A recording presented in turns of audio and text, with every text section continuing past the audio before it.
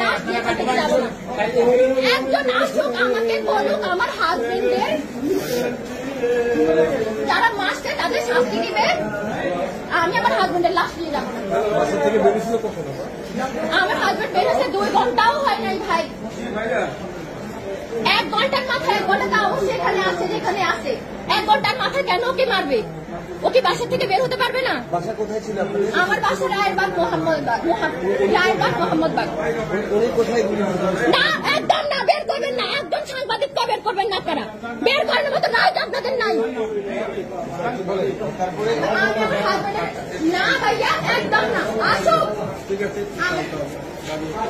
ভাইয়া আমার 2 বছরের বাচ্চা, আমাদের কি দাম দিব? 2 বছর মাত্র, জন্মদিনটা গেছে।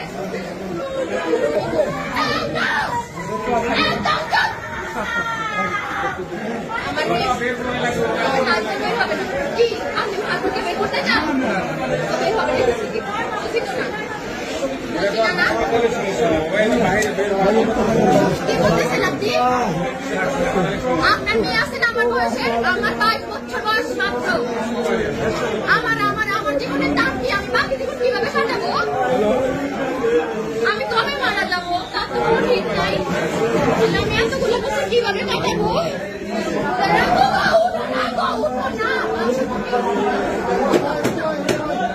আমি বিধবা, আমার কি বিধবা হওয়ার বয়স হয়েছে বলেন? আমার মাত্র 22 বছর। কিভাবে আমাদের সাথে তুমি রাত্রে ঘুমাইবা না? বলো না, নোজারা ঘুমতে তুমি তোমার একটা বয়সে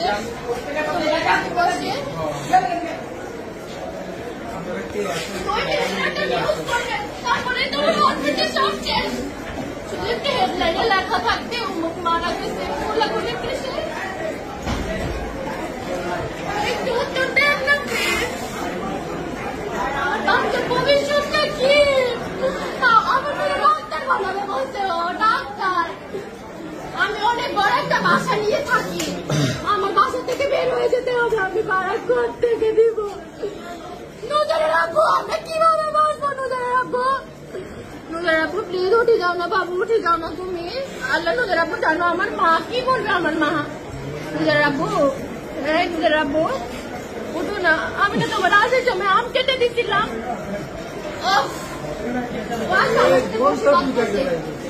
আল্লাহ আমি মানি না, আমার হাজবেন্ড মারা গেছে, আমি মানি না।